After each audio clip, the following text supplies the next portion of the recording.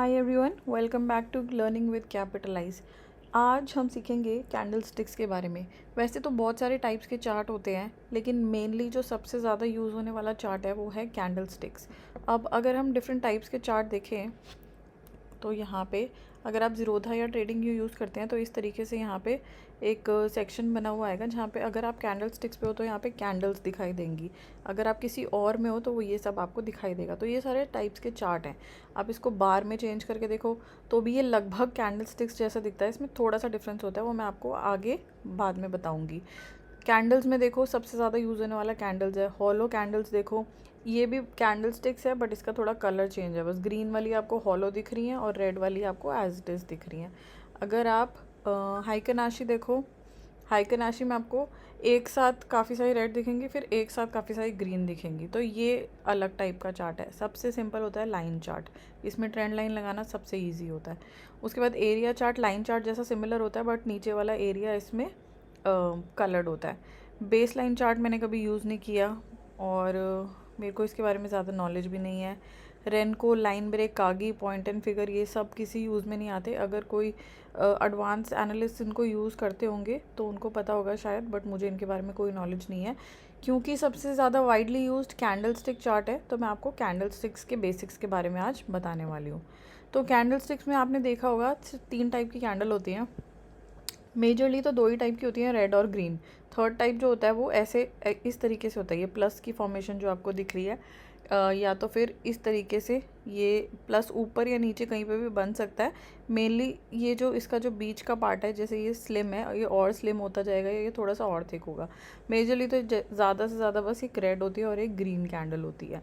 अब इनका इसकी इंटरप्रिटेशन क्या है? सबसे बेसिक इंटरप्रिटेशन ये है कि कैंडल जब भी फॉर्म हो रही है, फॉर एग्ज़ाम्पल आप इस रेड कैंडल को देखो। रेड कैंडल में क्या होता है, ओपन यहाँ होता है, ये पार्ट आपका ओपन है। यहाँ मार्केट ओपन हुई, ड्यूरिंग द डे मार्केट ने ये हाई बनाया और मार्केट जाके क्लोज़ यहाँ हुई। इस केस में जो क्लोज़ है वही लो है। अदरवाइज़ जो नीचे का जो ये आपको दिख रहा है यहाँ पे स्टिक, जैसे कि यहाँ पे दिख रहा है, यहाँ पे ये नहीं है, तो अगर ये यहाँ पे होता so this is the low of the day. और ग्रीन में ये उल्टा होता है, मार्केट यहाँ पे ओपन हुआ, लो इसने यहाँ तक बनाया, गया यहाँ तक, क्लोज़ यहाँ पे हुआ, हाई इसने यहाँ पे बनाया। तो इस अगर आप इस पर पॉइंट आउट करोगे इस बार के ऊपर, तो आपको ऊपर यहाँ पे मैं मार्क कर देती हूँ, आप यहाँ पे आपको दिख जाएगा इसका लो, हाई, क्लोजिंग और ओपनिंग क्या थी। तो अगर आप इसमें देखोगे, इस बार में ओपनिंग वॉज 290, हम यहाँ 290 के अराउंड में ओपन हुए थे। इसी बार में अगर आप देखोगे हाई वॉज 389, यहाँ पे आप देखोगे तो हम यहाँ पे 389 के अराउंड क्लोज हुए थे। इसका लो है 269, तो यहाँ पे अगर आप पॉइंट आउट करोगे जहाँ पे इसकी ये नीचे की स्टिक बनी हुई है 269, ये इसका लो है। अगर ये ड्यूरिंग द डे इसने सेशन में क्या हाई बनाया था वो आप देखोगे, हाई में 389 और इसका क्लोजिंग है 383, सो दिस इज़ क्लोज। तो ये है ओपन, हाई, लो, क्लोज।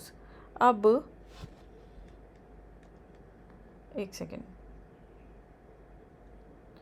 अब मैं आपको बताती हूँ कि ये जो इसको टेक्निकली हम क्या बोलते हैं। ये जो है अंदर का ये एरिया, इसको हम बोलते हैं बॉडी, और ये जो बाहर की स्टिक्स हैं इसको हम बोलते हैं विक, राइट। और a red candle is an interpretation of bears being strong, और green candle is an interpretation of bulls being strong. Sorry for the bad handwriting. अब एक ये जो थर्ड टाइप की कैंडल होती है, इसमें ना कैंडल स्टिक्स में, अच्छा मैंने ओपनिंग क्लोजिंग आपको बता दिया, लेकिन मैं आपको ये बता दूं कि ओपनिंग इतना इम्पॉर्टेंट नहीं होता जितना कि क्लोजिंग इम्पॉर्टेंट होता है। अगर हम for example, let me clear this for you. For example आप यहाँ पे देखो, यहाँ पे एक छोटी सी ग्रीन कैंडल फॉर्म हुई थी। ग्रीन कैंडल ये 2 आवर्स का चार्ट है। अगर मैं आपको इसी को 1 डे में, वैसे आप चार्ट को किसी भी टाइम फ्रेम में रीड करोगे वो आपको सेम इंटरप्रिटेशन ही देंगे। बट अगर आप इसको डेली टाइम फ्रेम में देखोगे तो मेरे लिए बताना आपको इसलिए ज़्यादा आसान है, क्योंकि अगर आप यहाँ पे नोटिस करो कि कोई एक सिनेरियो लेते हैं, लेट्स पिक, यहाँ पे कंसोलिडेशन हो रहा है तो ज़्यादा अच्छा सिनेरियो नहीं मिल रहा।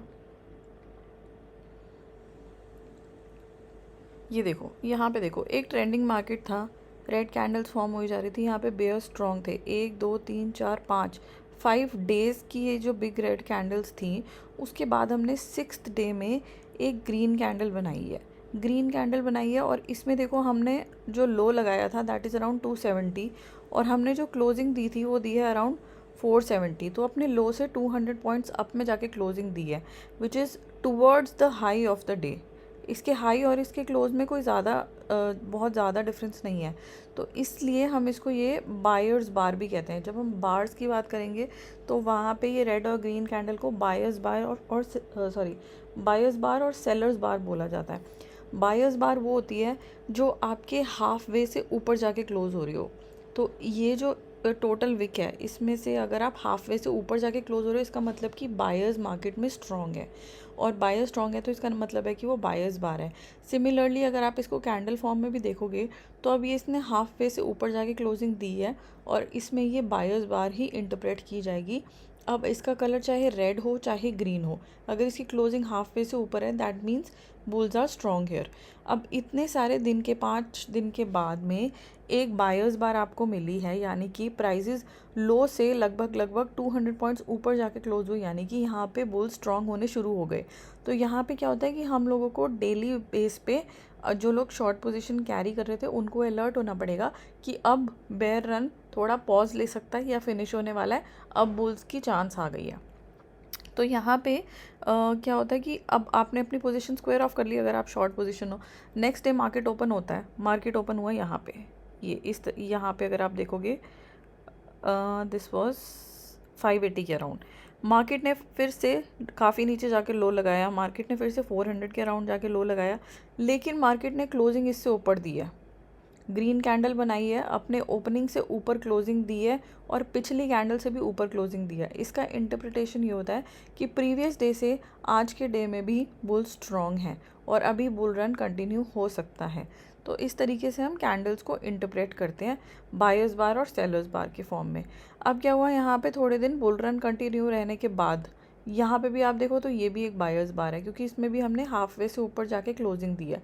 मैंने बोला कि इसमें रेड और ग्रीन का सिग्निफिकेंस इतना नहीं है, क्योंकि जब आपने ये देख लिया कि इसकी क्लोजिंग इंपॉर्टेंट है, क्लोजिंग आपको हाफ वे से ऊपर मिल रही है that means bulls are strong. उसके बाद जब नेक्स्ट डे आ रहा है, नेक्स्ट डे में हमने प्राइजेस का हाई देखा यहाँ पे अराउंड 17,970, और उसके बाद क्लोजिंग देखी काफ़ी नीचे जाके अराउंड 750।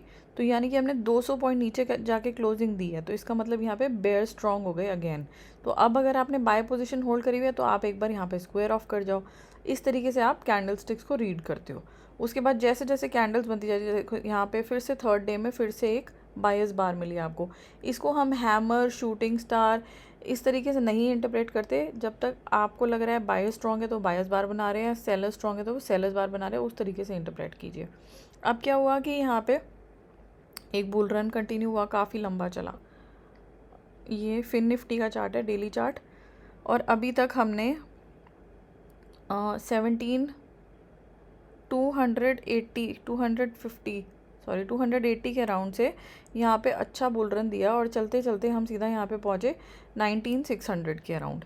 अगर आप देखोगे तो यहाँ पे हमने कंसोलिडेट करना शुरू कर दिया। अब हमें यहाँ पे कोई हायर हाई नहीं मिल रहा, अब हम इसी लेवल पे जाके आ रहे हैं, एक दिन पहुँचते हैं, एक दिन रिजेक्ट हो जाते हैं, फिर हम इसी रेंज में घूमते हैं, फिर हम ऊपर जाने की कोशिश करते हैं लेकिन हायर हाई नहीं बनाते हैं, उसके बाद हम फिर नीचे इसी रेंज में घूमते रहते हैं। तो इस तरीके से आपको कैंडल स्टिक्स रीड करना है। आपको कैंडल्स को देख के पता चल जाएगा कि मार्केट में कौन स्ट्रॉन्ग है, बुल स्ट्रॉन्ग है, बेयर स्ट्रॉन्ग है, या कंसोलिडेशन फेज आने वाला है। बुल स्ट्रॉन्ग होते हैं तो हायर हाई बनाते हैं, मैंने आपको लास्ट वीडियो में बताया था। और जब बेयर स्ट्रॉन्ग होते हैं तो लोअर लो बनाते हैं, और जब दोनों में फाइट चल रहा होता है तो वो साइडवेज हो जाता है मार्केट। कौन जीतेगा कौन नहीं जीतेगा वो जब तक ब्रेकआउट या ब्रेकडाउन नहीं आता तब तक नहीं पता चलता। अब ये तो थे कैंडल स्टिक्स के बेसिक्स। अब इसमें एक चीज़ और होती है, कैंडल्स की स्ट्रेंथ। जितनी बड़ी ग्रीन कैंडल या जितनी बड़ी रेड कैंडल होगी उतना ज़्यादा स्ट्रेंथ होगा। इसमें बुल स्ट्रेंथ बहुत ज़्यादा है, इसमें बेयर स्ट्रेंथ बहुत ज़्यादा है।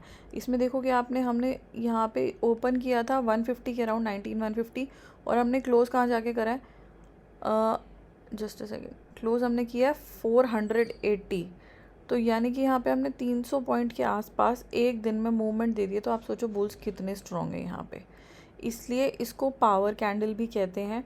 ये मोमेंटम कैंडल के भी नाम से जानी जाती है, और इसको बहुत ज़्यादा लोग मारूबोजू भी बोलते हैं, क्योंकि इनमें ना बेयरली कोई विक होती है या नहीं होती है। अब अगर आप देखोगे यहाँ पे, एक सेकेंड,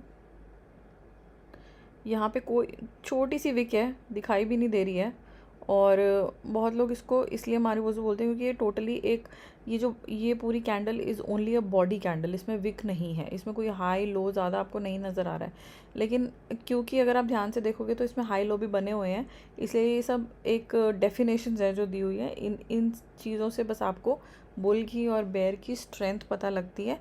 नाम वाम में इतना कुछ नहीं रखा। अगर आप कैंडल्स को ज़्यादा अच्छे से रीड करोगे तो आपको उनसे एक स्टोरी पता लगेगी कि कौन मार्केट में जीत रहा है, बुल्स जीत रहे हैं, बेयर्स जीत रहे हैं। अब बात करते हैं, ये बिग कैंडल्स हो गया, इनको मारीबोजू कहते हैं। और जो हम नॉर्मली जो दूसरे टर्म्स यूज़ करते हैं, bullish engulfing, bearish engulfing, they are all patterns. उसको धीरे धीरे हम समझेंगे, वो कैंडल स्टिक्स के पैटर्न है, और एक एक करके पिक करके हम आगे वीडियोज़ में आपको शेयर करेंगे। तो फ़िलहाल आप ये जानिए कि जब तक बड़ी बड़ी कैंडल्स बन रही हैं, अब आप यहाँ पे देखो, green candle, green candle, green candle, green candle, यहाँ पे ट्रेंड है बहुत सुपर स्ट्रॉन्ग, बहुत अच्छा बुल ट्रेंड है। अगले दिन क्या हुआ, मार्केट ने ऊपर खोला लेकिन नीचे क्लोज़ किया, और नीचे क्लोज़ किया तो प्रीवियस डे के नीचे से क्लोज़ नहीं किया। इसका मतलब ये है कि अभी भी हम बुल रन में हैं।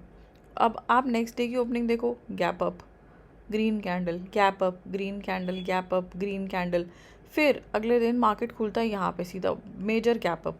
अब क्या होता है कि जब इतना मेजर गैप अप खुला है मार्केट, तो एक ट्रेंड लाइन को टेस्ट करने आता है। ये सब चीज़ें वैसे मैं आपको एडवांस कोर्स में बाद में बताऊंगी, बट एक जस्ट आइडिया के लिए कि जब मार्केट इतना गैप अप खुलता है तो नॉर्मली मार्केट एक बार रिट्रेस करने के लिए नीचे आता है। इसलिए जब ये यहाँ इतनी दूर खुला था तो ये अपनी ट्रेंड लाइन के पास सपोर्ट लेने के लिए आया, इसलिए यहाँ पे ये रेड कैंडल बनी है।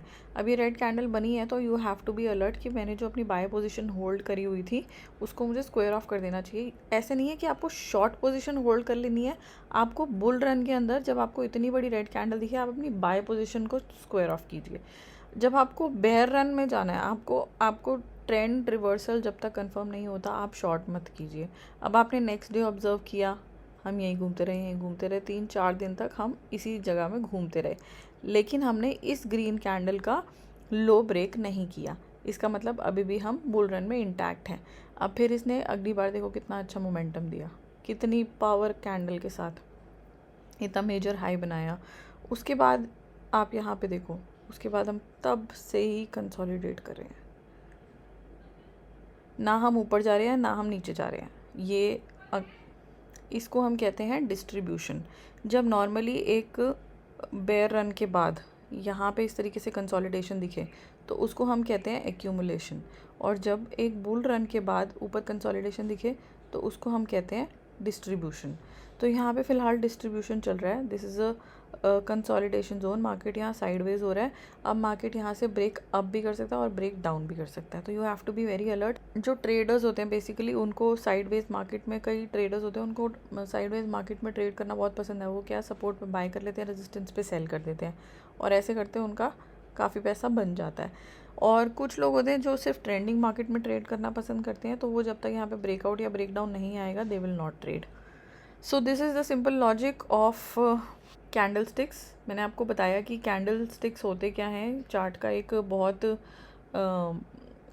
इम्पॉर्टेंट टाइप है ये। और red candles, green candle, body क्या होती है, हाई लो क्या होता है, विक्स क्या होते हैं, एंड पावर कैंडल्स क्या होती हैं, ये सब हमने अभी आज वाले वीडियो में सीखा है। और आगे हम धीरे धीरे करके एक एक पैटर्न्स को पिक करेंगे, and we will share how patterns define reversals या फिर ट्रेंडिंग मार्केट में continuation. So if you have any comments please do not hesitate to drop in the comment section. I will be in touch again on this channel. Good luck. Bye.